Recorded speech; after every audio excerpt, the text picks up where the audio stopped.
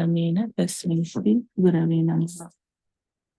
Hare Krishna will continue reading chapter 11 of Srila Prabhupada Lilamrita.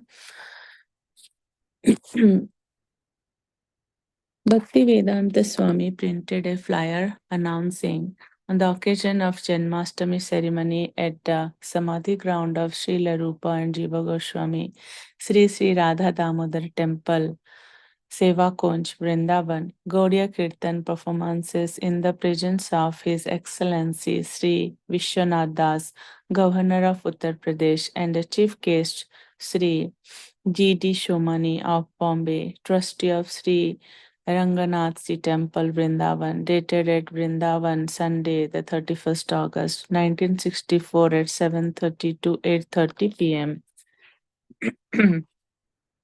The flyer contained an advertisement for the Srimad Bhagavatam series to be completed in 60 volumes, bhajans to be sung on the occasion Sri Krishna Chaitanya Prabhu, Nitai Padakamala, the prayers to the six Goswamis, and other favorite songs of the Gaudiya Vaishnavas were printed in Bengali as a songbook.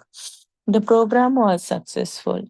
A large crowd attended and sang songs to Lord Krishna and took prasadam.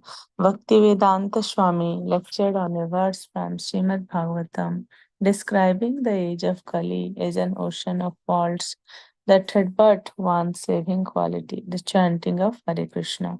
After leading Hare Krishna Kirtana, Bhaktivedanta Swami presented a copy of his second volume of Srimad Bhagavatam to the governor and spoke of his plans to preach all over the world. The day after Janmashtami was Bhaktivedanta Swami's 69th birthday.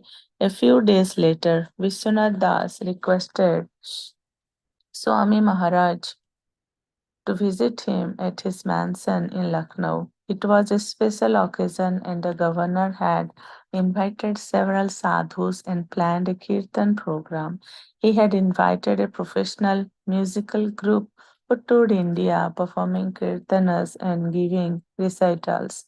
One of the musicians, young Sisir Kumar Bhattacharya, was very impressed with Bhaktivedanta Swami.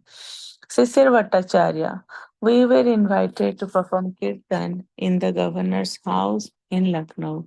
We had about 7 or 8 in our group. This was the governor's house, a big home, and I was sitting on a desk. I saw the governor, Vishwanath Das, and beside him was a sadhu who was old but I thought was really strong.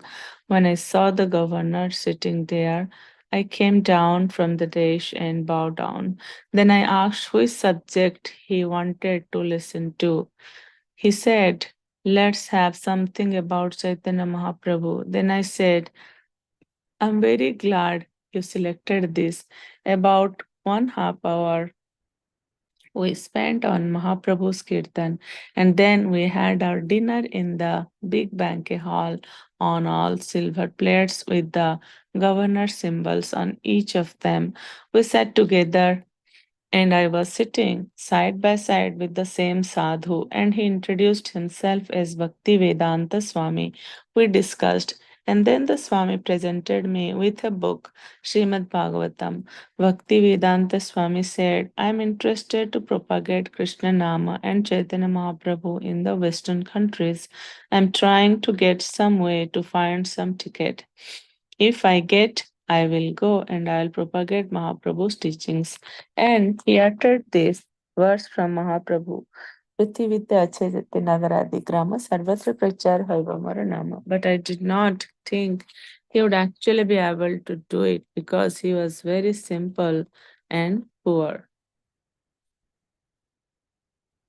Chaitanya Mahaprabhu had predicted one day my name will be known in every town and village in the world.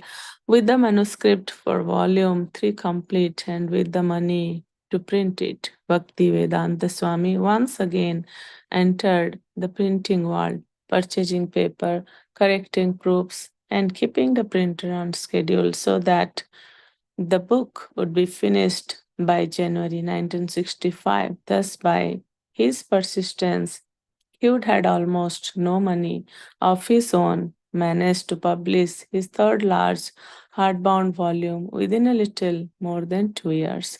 At this rate, with his respect in the scholarly world increasing, he might soon become a recognized figure amongst his countrymen. But he had his vision set on the West, and with the third volume now printed, he felt he was at last prepared. He was 69 and would have to go soon. It had been more than 40 years since Srila Bhaktisiddhanta Saraswati had first asked a young householder in Calcutta to preach Krishna consciousness in the West. At first, it had seemed impossible to Avaicharan, who had to recently entered family responsibilities. That obstacle, however, had long ago been removed, and for more than 10 years he had been free to travel, but he had been penniless and still was.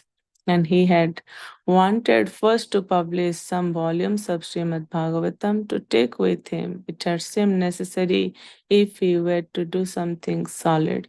Now, by Krishna's grace, 3 volumes were on hand. Srila Prabhupada. I planned that I must go to America. Generally, they go to London, but I did not want to go to London. I was simply thinking how to go to New York. I was scheming whether I shall go this way through Tokyo, Japan, or that way. Which way is cheaper? That was my proposal, and I was targeting to New York always. Sometimes I was dreaming that I have come to New York. Then Bhaktivedanta Swami met Mr. Agarwal, a Mathura's businessman, and mentioned to him in passing, as he did to almost everyone he met. Then he wanted to go to the West. Although Mr. Agarwal had known Bhaktivedanta Swami for only a few minutes, he volunteered to try to get him a sponsor in America. It was something Mr. Agarwal had done a number of times when he met a sadhu who mentioned something about going abroad to teach Hindu culture, he would ask his son Gopal, an engineer in Pennsylvania, to send back a sponsorship form. When Mr. Agarwal volunteered to help in this way, Bhaktivedanta Swami urged him, please to do so. Srila Prabhupada, I did not say anything seriously to Mr. Agarwal, but perhaps he took it very seriously. I asked him, well, why don't you ask your son Gopal to sponsor so that I can go there? I want to preach there. But Bhaktivedanta Swami knew he could not simply dream of going to the West. He needed money.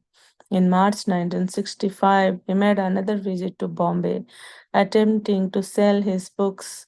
Again, he stayed at the free Dharamsala, Prem Kutir, but finding customers was difficult. He met Paramananda Bhagavani, a librarian at Jai Hind College, who purchased books for the college library and then escorted Bhaktivedanta Swami to a few likely outlets. We'll stop here. We'll continue reading tomorrow. Few realizations I would like to share. So today we see how the musician he was invited to the governor's house. How by seeing Srila Prabhupada, he was thinking that Srila Prabhupada is old, he is almost 69, and he's old and he's poor, and he's telling that he'll go to the West to, to propagate or to preach Mahaprabhu's message. He was thinking like he was assuming he can never go. And then how we see what others will predicate, what others will predict about us, it's never going to be true, because if we have our enthusiasm and we have our patience in bhakti, how we will move forward. Like we know from Nectar of Instruction, ustahad nischaya dhairya tat tat karma pravartana sango tyaga satavrite sadhvir bhakti prasiddhati. So if you have enthusiasm, if you are determined, you have that patience, then nobody can stop you to progress in bhakti or to reach your goal. Like how Srila Prabhupada was so determined. He was so determined to propagate to follow the instructions of his guru and to propagate Mahaprabhu's message. If you are determined, like we know, right? If we Krishna is more interested than us to take us back to him. Like if we go 10 steps towards Krishna, Krishna will come millions of steps towards us. Similarly, you see like how Srila Prabhupada has no money, nothing, no name, no fame, no money, nothing, but how he was determined in his goal, and how Krishna is arranging everything step by step. We see how he met someone whose son is in Pennsylvania, and they were like arranging everything for Srila Prabhupada. And then another thing I like very much, like which is somehow or other is similar to my Bhagavatam words today from 60 or 69, where it is about all about mind and dream. Like we also read how Srila Prabhupada's his vision was to not to go to London or any other Western country, but in to America, and to America also New York. And how Srila Prabhupada, it is mentioned that Srila Prabhupada thinks that he's already in New York. Sometimes he feels like he's already in New York. That's like that was, you see, that was his desire. Like from our Bhagavatam verses since last few chapters also we are seeing how the mind is the storehouse of all the desires. So Srila Prabhupada's desire was to come to New York, and that's how he was thinking he's already in New York. Um, yeah, that's like that's from my Bhagavatam verse today. So I thought to share the realization. So these are my few of my realization, that if we are very very determined in bhakti, no one can stop us. Because Krishna is there to help us. Without Krishna's mercy, without our spiritual master's mercy, we cannot do anything. If we are determined, they are also always ready to help us.